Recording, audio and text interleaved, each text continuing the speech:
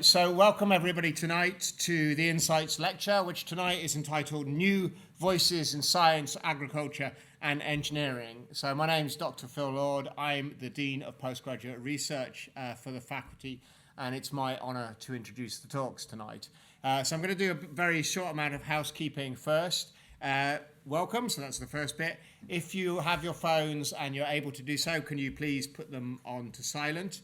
We aren't expecting a fire alarm tonight, but if we do get one, please can you just follow the instructions of our event stewards and make the way out to the car park, which is where the gathering point is. And if you'd like to tweet or X or otherwise social media about tonight's event, please use the hashtag #InsightsNCL. We're going to do the three talks back to back, and then we will take questions all together at the end. We'll have all three of the speakers at the front. So if you do have any questions, we've found it a bit easier to organise that way, so we can save those for the end. Just to introduce the reason for tonight's event, as a university, Newcastle is committed to education and to research. And it's our postgraduate research students that really sit on the overlap between these two endeavours. The PhD is absolutely at the highest degree that we offer at the university, but it's also the point at which education and learning is not enough. Our PhD students also develop new knowledge. They're developing the knowledge that we will be teaching to other people in later generations and to new understanding, and they form the bedrock of all of the research that we do at the university. People do PhDs for many, many reasons, but many are really are earlier in their careers, and so they'll be using the new knowledge and the new understanding that they've gained to help transform our countries, our society, and our lives for the better, both now and for many years into the future. So tonight we've got three speakers who do research that has this capacity for transformational change. And they are Christy, who's going to talk to us about carbon accounting in the English water sector. Asid Ur Rehman, who's going to talk about a smart approach to prepare cities for growing flood risks, which is very relevant after the rain of yesterday. And finally, Samuel Ward, who's going to talk about an extragalactic murder mystery and can black holes kill galaxies. And so without further ado, if we can have a big round of applause for our first speaker, please.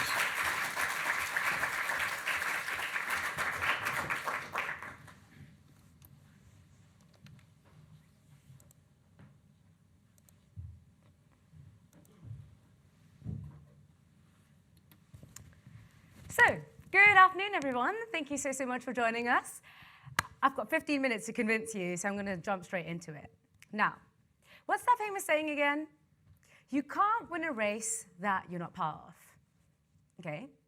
But what if that race had no winners? And what if that race was all a big, misleading mistake? Well, today I'm going to be talking to you a little bit about the ins and outs of the net zero mistake, specifically from the perspectives of the English water sector. You know, there's a little freebie that you get doing a PhD. You get really good at reading all sorts of different shakes and nods. And I just saw somebody doing that little shake of like, I came here to watch a black hole lecture, and now I'm watching a lecture on net zero telling us that we're all doomed. Well, I'm not quite sure if we're all going to be doomed. But what I do know is, well, we're all water customers, and we all pay for water bills. Well, most of us do. But what's more important is that we should know what our money goes towards and how the water sector contributes towards this net zero mistake. So, what's a better way to start an afternoon session than with an activity, eh? Okay, so everybody who's heard the saying, robbing Peter to pay Paul, could I please get you to stand? Fantastic. Oh, that's way more people than I thought. Okay, and if you also know what it means, could I get you to keep standing? You too, Chris. Fantastic. I'm just going to quickly pick somebody then.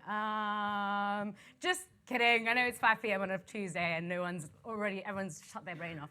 So I'm going to actually just tell you what it is. Essentially, you can sit down. It describes a situation where one solves a problem in the short term by creating another problem or sacrificing a different goal in the long term. So keep this in mind during this presentation because there's actually more pertinent P's in play when it comes to the net zero problem rather than Peter and Paul. So I present to you net zero, the P take. And there's policies and pledges. There is the private sector. There is precision. And there's public engagement. So let's get the boring one out of the way, policies. Now, the term net zero actually rose to fame in 2015 with the Paris Agreement. And this is one of the policies that I will talk about. But essentially behind me there are policies all the way from international down to company level. And even within this small selection of net zero policies and pledges, we can see that there are various different misalignments. For example, we can see there's different date ranges from mid to late century, as said in the Paris Agreement, all the way as soon as 2027 in Northumbrian Water's target. But more importantly, there's also various different terms being used to pledge net zero. There's net zero, there's carbon neutral in the European Green Deal, and then there's also net zero operational emissions. Well, believe it or not, those are not the same things. Net zero operational emissions are not the same as net zero emissions, and net zero emissions don't convey the same commitment as carbon neutral. Carbon neutrality accepts things like carbon offsetting, whereas net zero actually focuses more on emitting little to no emissions to begin with. But there's more critical things than this, actually, when it comes to policies. Because the key thing to remember is we can't manage what we can't measure. So where do countries, companies, sectors of all different forms lean to when wanting to measure their carbon emissions? Or in other words, to do their carbon accounting? Well, they lean to the Greenhouse Gas Protocol. It is an international guidance document for corporate carbon accounting. Great. Well, it's also seen actually as a cheat sheet for corporate carbon accounting. Well, that sounds all well and clear, right? Cheat sheet for carbon accounting, it's a complicated process, but we've got a huge document that shows us. Well, I've never heard a cheat sheet being 116 pages long and referencing 63 other documents and tools. That's 207 hours of reading. And frankly, it's unfeasible to expect companies to be doing that. So, what does this mean? Well, the Greenhouse Gas Protocol actually does do something really well. It helps us categorize our emissions. And the way it does is by categorizing emissions into 3 scopes. Scope 1, direct emissions via via the operations. Scope 2, again direct emissions, but this time via purchased electricity. And Scope 3, indirect emissions via the supply chain or end use. And I get it. Not that the policy bit wasn't boring enough. Now I've lost half the room by talking about Scope 1, 2, and 3. So let's put this into perspective. But before I do, hi everyone. Thank you, Phil, for the brief introduction. But my name is Christy, and I work here at Newcastle University in collaboration with Northumbrian Water. And you guessed it, my project is on carbon accounting in the English water sector, and these are some of my colleagues. So back to putting this into perspective then. Well, we actually need to focus on the private sector when putting it into perspective. So, specifically, the English water sector. Flipping back to the emission scopes, essentially, in the water sector, we have Scope 1 emissions that come from water treatment and wastewater treatment processes. And this is quite hard to visualize. So let's focus on one element of this, anaerobic digestion. It's a wastewater treatment process, and essentially, it's a little bit like backyard composting, but more industrial and more controlled. And it releases various types of emissions: methane, carbon dioxide, nitrous oxide, and various other emissions as well. But these are seen as greenhouse gas emissions. Now, so because this happens at the site of the water company, it's seen as a Scope 1 emission. Other forms of Scope 1 emission include things like fuels that we use. So like, say you're using diesel for a van, any emissions via that diesel is actually a Scope 1 emission of the company. Scope 2 is a lot easier to visualize. It's any emissions via electricity that we purchase. So any electricity that we use for lighting, any electricity that we use for heating and cooling, machinery, electronics, is essentially seen as Scope 2 emission. Scope 3 is slightly different. There's upstream and downstream. Upstream emissions are emissions, think about it this way, the best way to actually visualize this is any emissions via a process that happens before reaching the site is called upstream, and any emission that is due to a process that happens after leaving the site is called downstream. So things like emissions via producing a chemical is seen as upstream, or emissions via constructing the infrastructure that we need to actually treat our water is seen as upstream. Downstream would be something like, well, how do we dispose of our sludge? Do we incinerate it? Do we put it to land? Any emissions due to that are seen as downstream emissions. So let's see how this works in practice then. Well, talking about operational emissions again, an operational emissions target actually considers just Scope 1 and Scope 2. Now, do you get what I meant earlier? Operational net zero emissions are not the same as net zero emissions as a whole because they don't account for Scope 3 as a whole. The water sector does better though. It accounts for Scope 1 and 2 and a slither of Scope 3. Having said that, let's look at the financial boundary of the water sector. So what does the water sector put money into? Well, it covers all Scope 1, 2, and 3 upstream and downstream. And this is important because if the water sector is the one financing all these chemicals that we need and all this infrastructure that we need, then or how they dispose of their sludge, then why are they not the ones responsible for accounting for this emission? Well, this is where precision comes into place. At the moment, the water sector uses a data-driven model called the Carbon Accounting Workbook. And it essentially calculates each scope using the following equations. So Scope 1, a unit of a product times an emission factor. So say like a litre of diesel. A litre of diesel that we burn in order to run a van times an emission factor. And this emission factor is already predetermined by various different institutions, which provide us a value called an emission factor. Times them together, you get a value.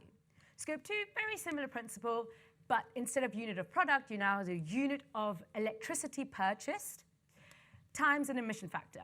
And this emission factor actually will come from somewhere like the national grid, because depending on what time of the day you purchase the electricity, for example, it can mean that it comes from a different source. So sometimes renewables, sometimes fossil fuels, and so on. But Scope 3 is where it gets kind of tricky, because although we use the same equation as Scope 1, say unit of product times emission factor, the unit of product actually is different. So for example, say you use a gram of a chemical. To produce that gram of a chemical, we have an emission factor associated with that. But these emission factors usually come from lab scale studies or academic literature. And you see how like academic literature doesn't always connect with real world application. So at this point, you can probably already tell there's some limitations with this method. But I'll hone into it a little bit more here. So Scope 1, well, like I said, we're focusing on a data-driven model. And this relies on emission factors. Emission factors are not primary data, they're secondary data, which means we're wanting our secondary data to be accurate, reliable, and relevant to the water sector, which isn't feasible. But even when the emission factor is relevant, they're often outdated. Like, for example, we use Thames Water 2004 as one of our emission factors. Well, what's to say that the infrastructure hasn't changed in the last 20 years? What's to say that it's still as efficient? What's to say that the science hasn't advanced? And more importantly, we have insufficient monitoring on site in our actual company to get the accurate and relevant data to put into the model that it demands for. Okay, let's look at Scope 2. Scope 2 is a bit of a redemption story because realistically, the data is a bit more reliable because it comes straight from the national grid. But that doesn't offset the stuff that happens in Scope 3, because not only are we now relying on secondary data, we're relying on supply chain data. And the supply chain is really diverse when it comes to the water sector. It can go from a person who's fixing your pipes all the way to something like transport and construction. So often the supply chain doesn't have data that's advanced enough to actually meet the demand of the model. So we use a method called the spend-based method, which basically converts into money, so the money spent on something, into an emission emitted. But this has flaws, because the more money spent doesn't automatically mean that you emit more, because low carbon alternatives have not reached the same price as our current ways of practice at the moment. So although it's quite easy to pick flaws in the system at the moment, there are some puppet masters that make all of this a little bit more confusing. But they do bridge the private sector with policies. And guess who they are? They are the regulators. There are 5 different regulators in the water sector. All have their own different domain. Ofwat in charge of finance, DEFRA and the Environment Agency in charge of regulating environmental issues, DWI in charge of regulating water quality, and the Consumer Council, well, it regulates us, you and I, the consumers of the water sector. Now, you could probably understand that various different regulators have various different demands, priorities, and it's the water companies' responsibility to meet these demands. And if they don't, they pay penalties. But here is where it gets interesting. Because Ofwat, the financial regulator, who is also in charge of penalizing companies financially if they don't meet the demands, is the one who provides the carbon accounting workbook, so the carbon tool. So I guess this is strange, because why is the regulator who is in charge of the financial element providing water companies with a method to account for their emissions, when emissions are intrinsically not related to finance? But I guess that's a question for another day. So this is a good point to come back to robbing Peter and Paul, because I guess what I'm trying to say is water companies and companies outside of that sector are actually racing to net zero, trying to put up this reputation without the thought of understanding whether reaching net zero is even combating the overarching aim of combating climate change. It doesn't line up at the moment. But there's one P that can make a difference, and that's public engagement. We're all water customers, as I said earlier. And without the people, there is no private sector. And without the people, we cannot drive policy. And policy is what drives precision. So, as you know, to sum it up, it takes a lot of peas in a pod to puzzle together this net zero problem. But there's one P that we're still missing, and that is partnerships. So I urge you, be part of the net zero race, but don't make a net zero mistake by not including partnerships.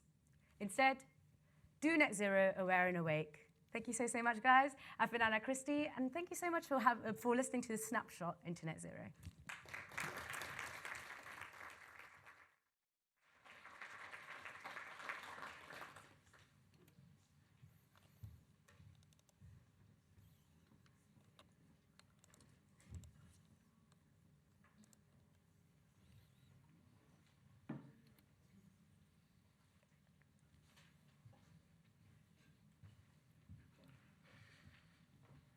Good evening, all. Nice to see you all here. Linking to Anna's talk, it is absolutely vital to control our carbon emissions.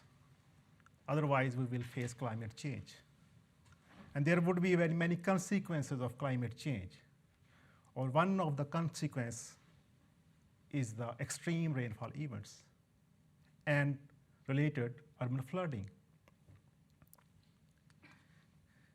So there is a headline, which is from The Guardian, that UK towns and cities are hit by flash floods 51 times since 2007. There is one more report, which is from National Infrastructure Commission, which says about 600,000 properties would be at risk if we did not modify our flood management policies and flood management practices. What does it mean? Do you recognize this picture? Anybody from Newcastle? This is an area of Newcastle called Heaton, and this picture is taken during Thunder Thursday 2012. And you can see the level of water. Our conventional underground pipe networks were unable to transfer this level of flood, which was causing a sort of a high risk, not only to the people on the roads, but also to the buildings. So we need some other ways which can actually reduce this pressure to underground pipe networks. First, we need to understand what happened on that 2012 Thunder Thursday. 500 homes were internally flooded. 54 businesses got impacted. And out of those 500 homes, one resident out of 5 had to leave their homes for the home repair. And there was 6 hours of traffic congestion on the roads, which make things worse for the life-saving services. In order to avoid such situation in the future, researchers from Newcastle University did a research and showed up that if we had blue-green infrastructure throughout the city, that congestion time could have been reduced by a quarter factor. This is good, but blue-green infrastructure is some natural features, like green roofs, like water ponds, like permeable surfaces. So those things also have some associated cost. So it's not only we see the benefits, we need to understand that how much cost is associated with those features. This gives rise to questions like, what are the cost benefits for blue-green flood risk management? And there is one more question, how can the return on BGI investment be maximized?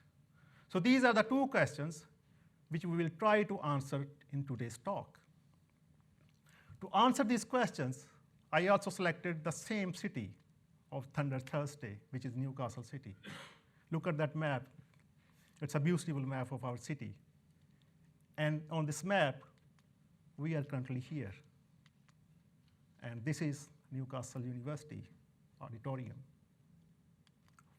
We also have a wonderful St. James Park. Then we have a natural area, Nunsmoor. Look at that view. And finally, we have railway station. We use it to chase our dreams. So this is a beautiful city. We need some interventions to save it for any sort of future devastation. To do that, first we need to understand the level of threats to this city. For that, we conducted flood risk assessment using a flood risk assessment model. So this thing showed us out of 9,611 buildings, 559 buildings were at a risk of internal flooding if similar flooding event happened just like Thunder Thursday 2012. So we need to plan something so that in future, if something happens, we can reduce this exposure level or this risk level. For that, we decided interventions, which are called permeable interventions.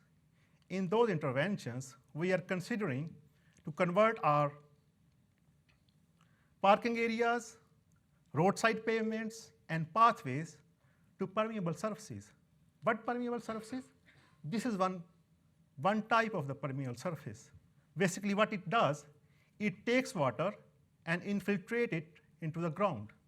So ultimately it will reduce surface water, allowing us sort of less water pressure on our pipe networks. So overall, the area within that catchment was 0.76 square kilometer.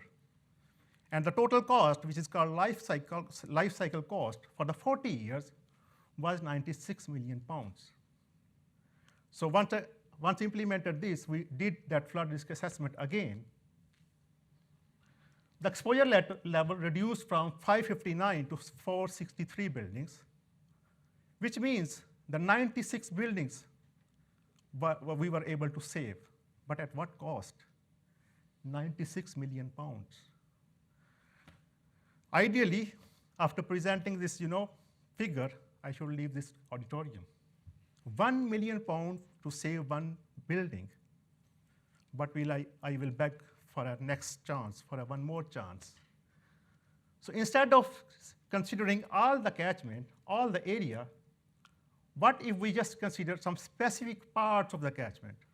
For that, we divided this catchment into 10 zones, And now we have multiple options. We can just consider one zone. We can consider combination of two zones. We can consider combinations of three zones. It's up to us that which area we want for our intervention. So based on the mathematics, the total number of combinations would be 2 raised to power 10, 1024. It means when we evaluate these options, we will have 1024 costs and 1024 levels of exposure. And once we simulated those things with our model, this scatter plot gives us cost versus benefits. Along x-axis, we have intervention costs, and along y-axis, we have number of buildings exposed. And our objective is to minimize the cost as well as the exposure level simultaneously. Based on our objective, these orange circle dots or the option are the most optimal options, which is for the different ranges of cost. What does these options mean basically? These options are actually the combinations of zone. For example, for this red circle option, the combination is zone 2 and zone 7. For next combination or the option, the combinations are 1, 2, 7, 9, and 10. But we're seeing that in both of these options, zone 2 and zone 7 was part of the solution. So it means 2 and 7 are better in cost efficiency. So applying this definition, these are the zone's contribution to these optimal solutions. And the blue one are the most cost-effective zone, which gives us much better cost benefits. And the yellow one are the least cost-effective zone. So in this way, we are able to divide our catchment into different parts, and we are able to find the most cost-effective areas and the less cost-effective areas. Now we can only focus on the most cost-effective area to find some better solution. So if we are able to do this with 10 zones, which are relatively bigger zones, what if we divide those zones further? It might give us more better options. So, but still, wait a minute. Don't be too fast. With 10 zones, total number of combinations were 1024, which took 18 hours with our flood simulation model to evaluate them all. If we just double these numbers, the total available option would be 1 million. If you don't believe, you can do it on your calculators. And we would only need 768 days to evaluate all those options. So I told my supervisors that this is the output. So one of my supervisors said, okay, you need to do something with these 768 days. So I went back and I planned something, and this was my plan.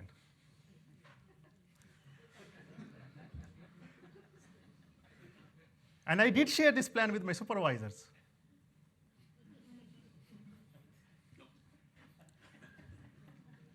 And this was me after the meeting. So I had no option than finding some solution for this thing. And the solution is configure, cost optimization framework for implementing blue-green infrastructure. So configure is basically an integration of flood risk assessment model with a genetic algorithm, which is an optimization algorithm, and it is developed in Python, and this all framework is basically an automated framework. So user just need to run it, and you will be able to get your results. So I would not go into the technical details. So it will just take sort of random combinations or random options, and then it will evolve them iteration by iteration to get a sort of optimal solution. How does it work? Let's see that. These blue dots are basically the random combinations which is selected. Let's go with and these are the zones which are contributing to the blue dots. Let's go with the first generation, if you can see, our algorithm brought them closer to our reference thing, which is available with our optimal combinations. And we can see the second zone popped up as the most optimal one. Go for the second. Now we can see they are more aligned with the reference combinations. And zone 4, 5, and 8 are emerged as the least cost effective. Similarly, third generation, fourth, fifth, sixth, seventh, and here you go, eighth generation. Within 8 iterations, we are able to find our all optimal options with the map distinguishing between the most cost-effective areas and less cost-effective areas. So once we have tool with us, then we can see basically the cost efficiency. It only took 243 simulations to find the most optimal options as compared to when we had like manual assessment where we had to calculate all those 24 combinations. And it took only 4 hours as compared to the 18 hours. So we have tool with us, automated tool with us. So let's see about 80 zones, not 20, 80 zones. So how many combinations? You can see on your own phones, on your calculators, 2 raised to power 80. But let's do it with our algorithm, configure. Look at that, how it is basically aligning our options to the optimization. And then map is showing sort of straight away starting differentiating between the most cost-effective and less cost-effective zones. So it is going, and after some certain number of generations, we get our optimal combinations. And this beautiful map showing us the most and the least cost-effective areas. It took 7 days to evaluate all these things through configure, which was not possible without this tool. So in terms of cost efficiency, we have these number of solutions, number of options, number of combinations. So for maximum risk reduction or exposure reduction, it took 67.5 million pounds to reduce that level to 463, which was 96.4 millions when we had 10 zones. So making zones smaller actually enabled us to reduce 30% cost. And that 30% cost is due to our configure, because otherwise we won't have been able to evaluate all these number of zones. In terms of cost benefits, so basically first 20 buildings were saved with 4.2 million pounds. Next 20 to save, we need 7.6 million pounds. Further, we need 9.4, 17.2, 29.1 for the chunks of 2020 buildings. So if we take the cost benefit, 4.2 million is basically somewhat a cost effective as compared to the rest of our cost or the availability of options. And for 4.2 million pounds is basically the cost of these 3 zones. But still, 4.2 is saving 5 buildings, which is basically 1 million is saving 5 buildings. Looks good when we compare to 1 million for the 1 building, but still it's quite high in the cost. So it might give us a sort of, raise us a question that it is worth investing in BGI, blue-green infrastructure. Well, this is a very complicated question. Thousands of researchers are trying to, investigate and convince people that it is actually worth to investing on BGI. Why we can't see here?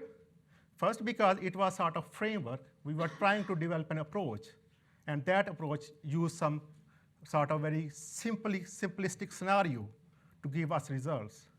So what's next? Actually, we need to understand the life cycle benefits. We just did for one return period or 1 event of rainfall or 1 event of flooding. There might be 40 events, small or big events, because we had 40-year life cycle cost. So we need to take into consideration the 40-year cost benefits in order to see the cost benefit analysis. Secondly, we just choose permeable surfaces. There are other BGI features like ponds, like rain roofs, like swales. We need to consider those as well when we are considering life cycle cost benefits. And thirdly, there are other benefits of these features, like they can reduce urban heat, they can enhance our water quality, they can improve our biodiversity. So we need to somehow quantify those benefits as well when we are talking about these all benefits of BGI. And more importantly, we have an automated framework. We just need to put all these things into framework, and the framework will ensure that whatever investment we are putting in, it will give us the most highest benefits for entire sort of cost and all the available options. Thank you, and an advance Christmas greetings.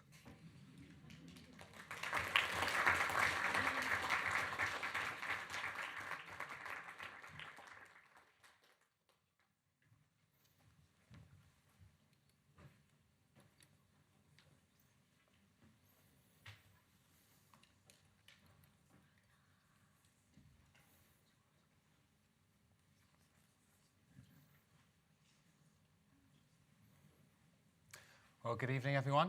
My name's Samuel Ward, and I'm here to tell you about a murder mystery. Before we get into it, let's start at the beginning. In fact, the very beginning. In the beginning was nothing. But that would actually be quite a boring talk, 15 minutes of nothing. So fortunately for us, something happened. And that something was the Big Bang. The universe exploded into life. Atoms cooled and formed gas. Gas collapsed into galaxies. Galaxies formed stars and formed planets. And everything that we knew came into being. And this is a much more interesting talk to talk about. So as astronomers, we can look at distant objects to look back in time and track how this started in the universe. So if we look at the star formation in the universe from the beginning of time, we can see that it increases as the universe is kick-started into life. But intriguingly, it doesn't keep increasing. There is a point, a maximum, and then after that, the rate of star formation in the universe declines. And I want to talk to you about what causes this decline. This is called galaxy quenching. To understand, we need to talk about galaxies, the sites of star formation. And when we look out into the universe, we see two main types of galaxies. We see these beautiful blue spiral galaxies. They're blue from lots of recent star formation. You can see little pink splodges here showing very recent star formation. They have this spiral morphology, and they are rich in molecular hydrogen, which is the raw fuel we need to form stars. The other type of galaxy are these red ellipticals. They look pretty boring. They're red because all their new stars have died off. They are gas poor, and they're not currently forming new stars. And if we put these into the context of the plot I showed before, when we look back in time, we see more of these gas-rich star-forming galaxies. But in the recent universe, we see fewer of them, which is telling us something that these galaxies are evolving or quenching. And these bright blue star-forming galaxies are turning into these red and dead systems. And to get your attention, we can call this galaxy murdering. So I promised you a murder mystery, and so here's our evidence board. This is the crime. These galaxies have been killed, and we've killed off their star formation, removed their gas, and now they've died. And every good murder mystery needs a good villain, so we do have a suspect. And surprisingly or not, depending on whether you read the title, this suspect is black holes. Black holes are regions of space-time so dense that light itself can't escape from them. Black holes are formed when massive stars turn into a supernova and their cores collapse into these very dense black holes. And these often have the masses of 10 times the mass of our own sun. You might think that's pretty big, but these actually aren't the kind of black holes I care about. I care about even more massive, supermassive, which is actually the technical term, black holes, which can weigh 1 million times the mass of the sun. These supermassive black holes are located, we think, at the center of every large galaxy, and are really massive monsters. But although they're massive, they're actually quite small. The influence of these black holes compared to the scale of the galaxy is on a very localized spatial scale. We want to quench this whole galaxy, but the gravitational influence of the black hole is only really effective on a very few number of stars right close to it. So we need some way to get this massive amount of energy stored in these black holes out into the galaxy to affect how they live and die. And for that, we need a certain type of system called an active galactic nuclei. So sometimes these black holes in the centers of galaxies start sucking in the surrounding gas, and this forms an accretion disk around them. This gets very hot and releases a huge amount of energy back into the galaxy, and this glows. This is an image of the M87 galaxy, and we can actually see the glow from the black hole as its center at this very small-scale accretion disk. And these can release an incredible amount of power. How do we get this power back into the galaxy? Well, there's a few different methods that we can use to get the power to couple from the very small scale at the center out into the whole galaxy. So here is our black hole at the center of a galaxy. These can launch what are called jets. These are very narrow, very fast beams of relativistic particles that shoot out on huge spatial scales. They can also launch winds, which happen in a more wide-angle approach, coming out in a spherical geometry. And the black hole also releases a lot of radiation, and this can directly bounce off dust grains in the galaxy, creating a radiation pressure effect like a solar sail. So these are some of the ways that we can couple the energy to the galaxy. But how does this affect the galaxy itself? Well, to do that, I'll explain to you what conditions we need for star formation. So stars are born out of molecular hydrogen gas, which has to be very, very cold in order for these gas clouds to collapse. And needs to be cold so the particles can be close enough to collide into each other and ignite the nuclear fusion reactions we need for star formation. So here is our cloud of gas shaking around, but we want it to cool, and once it cools, it collapses and forms a star. And these outflows from the AGN can disrupt this process in several ways. Firstly, they can heat up the gas. This means it can't collapse and form these stars, so the gas stays hot and never creates stars. Alternatively, it could eject the gas out of the galaxy, and then we have no fuel left for star formation. Or the hard ionizing radiation field from the AGN can destroy these molecules. So this is our suspect, black holes, or more specifically AGN. And I've shown you that they do have the means to disrupt star formation in the galaxy. So what is some of the evidence we need to pin on these perpetrators for destroying galaxies? One of the amazing things about astronomy is we're no longer limited to just the light our eyes can see. This is an image of my favorite galaxy. Yes, I'm a nerd, I have a favorite galaxy. This is Centaurus A. It's a kind of spherical white blob. You can see a kind of dark streak across the middle. This is a dust lane. And with visible light, you might think it's very beautiful, but it's not particularly beautiful. The spiral galaxy I showed you earlier was much prettier. So why is this my favorite galaxy? Well, because we can look beyond just what our eyes can see. For example, this dust lane glows especially brightly in infrared light. This is like shining a thermal camera at the galaxy, and we can see these dust grains glowing. And we have to use telescopes in space to be able to see this infrared light. We can also use other wavelengths of light, for example, looking at very highly energetic X-ray particles. And you can see here that there's a kind of line coming out to the top left, which is quite intriguing in the X-ray. And finally, we can look at very long wavelengths of light that trace non-thermal emission using radio telescopes. And when we look in radio, we see this incredible structure with these narrow jets I was talking about earlier that escape from the galaxy and then plume off, making these large lobes at either side. And we can combine all these wavelengths of light to form this beautiful image of Centaurus A. And now we can see all the light that our eyes can't, and we can understand how these different components work together in the galaxy. So we can see at the center of this galaxy is a black hole launching these huge jets, which have the spatial scale bigger than the galaxy itself. So from a theoretical point of view, do these AGN do enough to quench the galaxy? This is probably the most complicated figure I'll show you in this talk, so just concentrate for 30 seconds, then you'll understand. On the x-axis, we have the galaxy mass, how heavy a galaxy is. And on the y, we have some efficiency of forming stars from the galaxy. And in green, we can see a kind of rough observational trend. So we can see there's some optimal galaxy mass for forming stars, and low and high mass galaxies are relatively inefficient at forming stars. And if we run a model where we don't include any feedback from our black holes, we get the gray line. You can see that it does drop for high mass galaxies, but at all masses, it's too high, meaning that if we don't include AGN feedback in our models, our galaxies are producing too many stars compared to what we observe in the universe. But if we do include feedback in our models, we can see we can bring down this efficiency as the AGN are killing these galaxies, meaning that we get a much better match between our theories and what we actually observe. So this is great. This is the observational evidence we needed to start piecing together the evidence of these extragalactic killers. However, the black holes do have an alibi.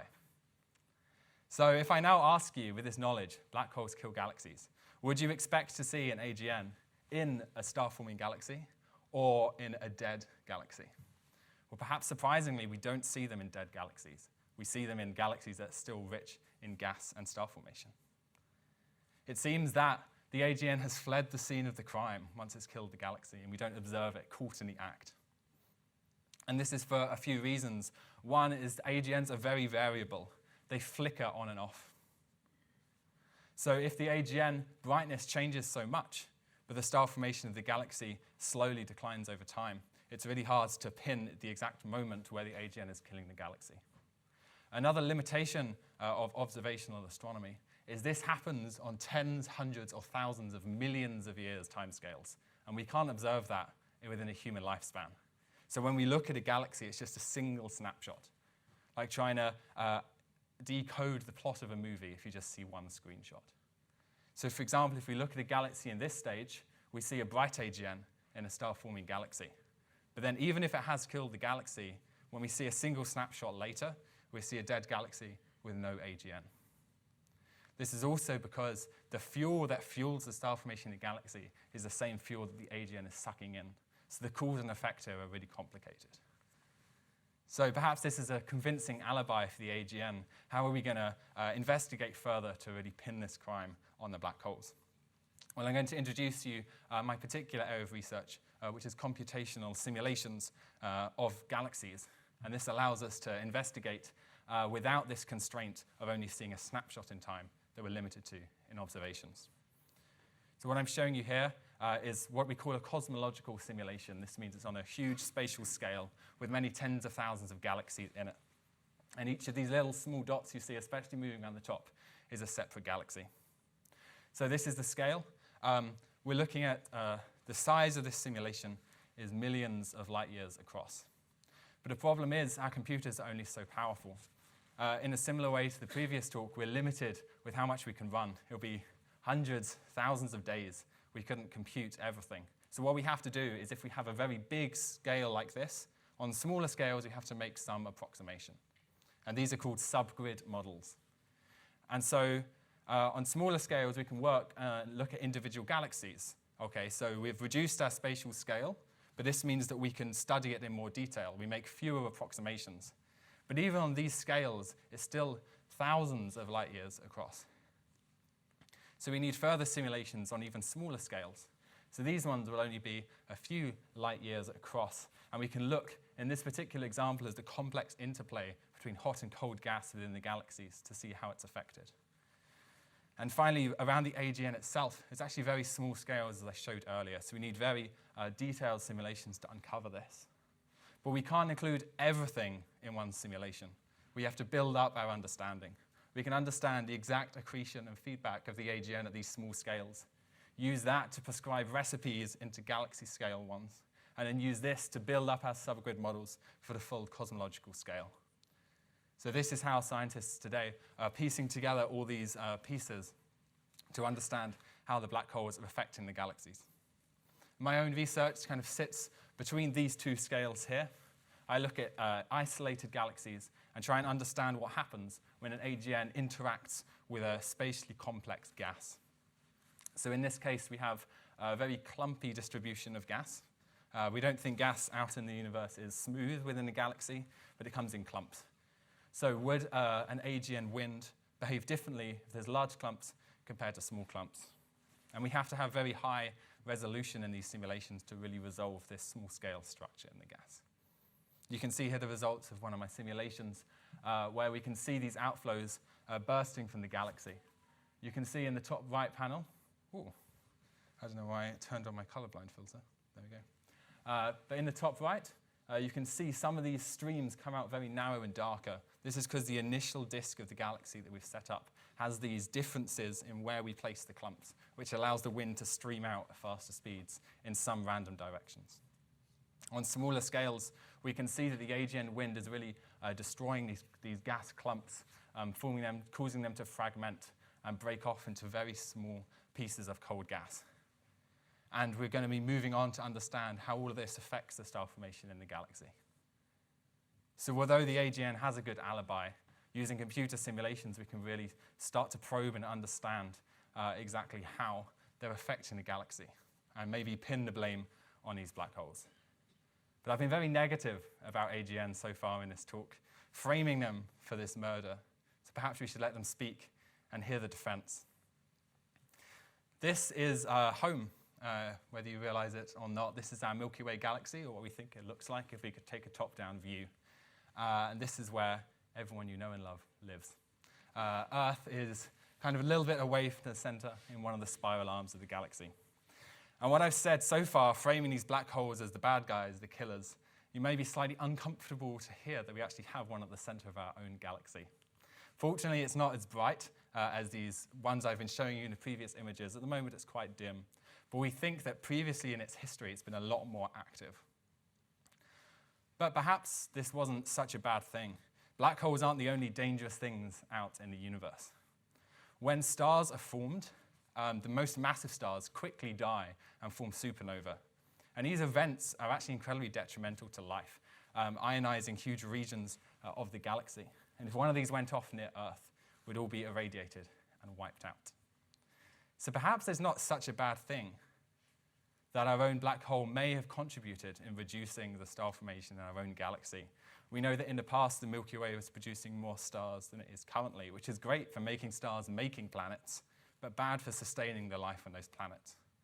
And so in the billion or so years of planet Earth's history, perhaps a dropping star formation rate in our own galaxy or in other galaxies in the universe is good for sustaining life. Maybe black holes aren't such killers after all.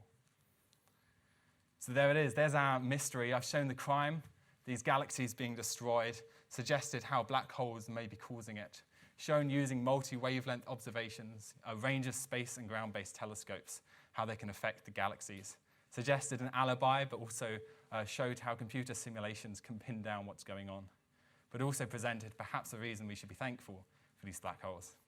So next time you're on a quiet, cold, and clear night, you can look at our own Milky Way, remember the black hole in its center, and decide the verdict yourself. Are these the killer next door, or a cosmic neighbor keeping us safe? Thank you.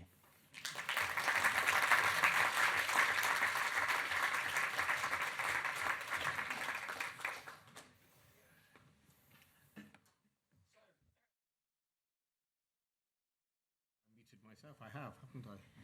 Thank you very much to all of our speakers. Really, three really excellent talks, all very much on time as well, which made my job a lot easier. We have about 10 minutes now for questions. If you have a question, please stick your hand up. Someone will rush round with a microphone. Do we have somebody to rush round with a microphone? We do. We have somebody rushing around with a microphone. We have a question down here at the front, I think was the first one that we got. And if you could tell us who your question was addressed to, if it's not immediately obvious, that would be really, really helpful. Thank you.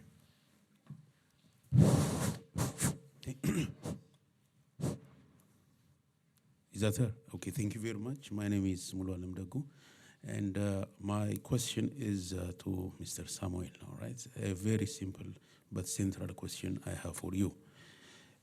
When you start or when you begin your lecture, you said, and I quote, scientists say in the beginning there was nothing. But the Holy Bible says, and I quote, in the beginning God created the heavens and the earth. So my question is, how do you compare and contrast these very opposing or contradictory concepts? Thank you. So I won't delve too much into theology. I am actually a Christian myself, and I believe this, and I see how that the science I study inspires the awe and wonder in the universe. And so I see no difficulties in believing that in the beginning there was nothing on the scientific level, nothing existed. But if God did exist before then he could start it all off. So in science, I believe we're focusing just on the physical things. But that doesn't exclude the fact that God would work through physical means to create the universe. But I'd be happy to talk more with you about this later. We had a question over there at the back, I think. Somebody want to put your hand up? Any more questions? No? Oh, there was definitely somebody. We have a question over here, then we'll go over there. Up the front. Just here.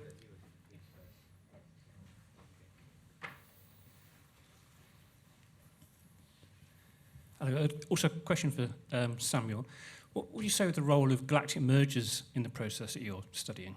Yeah, this is a very good question. So as I briefly alluded to, the gas supply for star formation and AGN is all linked. So if there's more gas available in the galaxy, it'll probably both form more stars and also lead to more AGN activity. And galaxy mergers, which is when two galaxies kind of come together and collide, is one mechanism that could increase the flow of gas into galaxies. And so there are various studies that suggest that when galaxies collide, this gas comes in, fuels the AGN, so it lights up much more brightly, probably also causes some star formation. And then there's a chance that that new AGN activity will go on and quench the star formation that's just been formed. So galaxy mergers are an important process. This would be captured in, for example, the cosmological scale simulations I showed, because they have loads of galaxies, tens of thousands, all moving and merging together. In my particular work, I just look at isolated galaxies just to really kind of break down the individual steps rather than complicating with too many environmental effects. But it's an excellent question. Thank you. I presume you're going to have a question which isn't black hole related, because it's going to be black hole. Do we have anybody who has a non-black hole related? Shall we go for the black hole one, the non-black hole one quickly if we can? Oh, you've got the microphone down here as well. Let's go over here first. Is it a non-black hole? I have a non-black hole. You're going to be black hole as well? I have a non-black hole. Black hole, non-black hole is good. So I want to thank the speakers for the excellent talks, and I have a question for Anna. Do the water companies listen to you? Good question. Well, you'd be happy to know that Northumberland Water is sponsoring the project, so clearly they want something out of me. But interestingly, so you know how I mentioned Ofwat, who's the financial regulator? We've actually already proposed changes to Ofwat that they've implemented in the most recent AMP, which is like annual, someone help me. What does AMP stand for again? Annual Asset Management Plan. Why did I think it was annual? Anyways, so essentially in the asset management plan, on the most recent one, they've already implemented changes that we proposed. I'm assuming there's other companies that probably proposed similar things, but a lot of water companies are aware of what's going on, and we do need like some academic push to like essentially evidence that. Thank you. Alice, did you want to go? Just a question over here. Thanks. Question for Asad. In your introduction, you talked about the impacts on the road network and the 6 hours of traffic congestion. How might you include those kind of indirect impacts in your configure framework? So rather than just focusing on buildings being flooded, the other things that flooding causes in a city to then increase the benefits that your framework deliver? A straightforward answer would be collaborating with you. And so, I mean, this is something which which is under discussion. Definitely, we need some mechanism to translate that thing as an integrated sort of objective function, not just the buildings, but all other things as well. But how we can bring it to a single objective function is a challenge, which is still, I mean, I am reading a lot of stuff to how we can, convert those things in a sort of categorical thing or in sort of numbers, because we have, at one side, we have some damage cost. At other side, we have just some, some heat impact or, that road congestion things. So it's quite tough, but definitely there would be some way forward. I am just looking into that thing, because currently it's just like my more focus was developing a generic tool. Now tool is here. Now we need to work around the inputs. So once I am working on that thing. Any further questions, black hole related or not? Oh, we'll go down the front here this time, I think.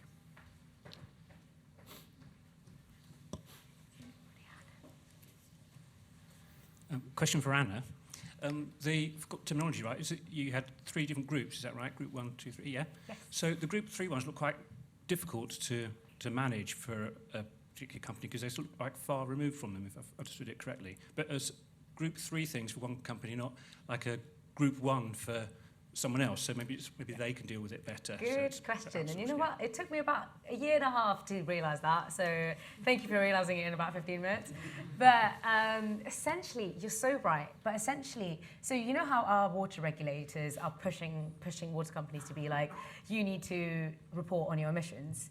In other sectors, that doesn't quite happen. So without that drive, other sectors aren't quite, well, they don't have the numbers, essentially, for their scope 1, which means that they can't give us their scope 1 numbers for our scope 3, essentially. And that's the issue. Like I said earlier, like supply chain data is just not advanced enough to actually meet the demands of the model being used in the water sector. So that's why we usually use the financial route of working backwards from the money we pay. But again, that has challenges. Thank you. We have time for one last question. Go on then, you finally get the last one. I don't know which one to ask, what two, but I'll ask the black hole one. Since I'm an engineer, so Sean Wilkinson, I'm an engineer, not a mathematician and or physicist. So really, all 3 talked fantastic. All I can be kept thinking is I'm glad I'm not going to be going for a job in a few months' time because my presentations are nowhere near as good as all 3 of yours. And there were some fantastic simulations in there, and obviously some fantastic work. On the murder theme, a defence would try and convince the jury that this is circumstantial and that you need to catch the black hole in the act to be convincing. Are any of your simulations showing things that have not been observed yet that you can then postulate that if these are observed, this would be, the killer blow for the black hole in it, or break any black hole's defence of circumstantial evidence? Yeah, that would be the key, and I'd hope to get a Nobel Prize if I did find something that determinative.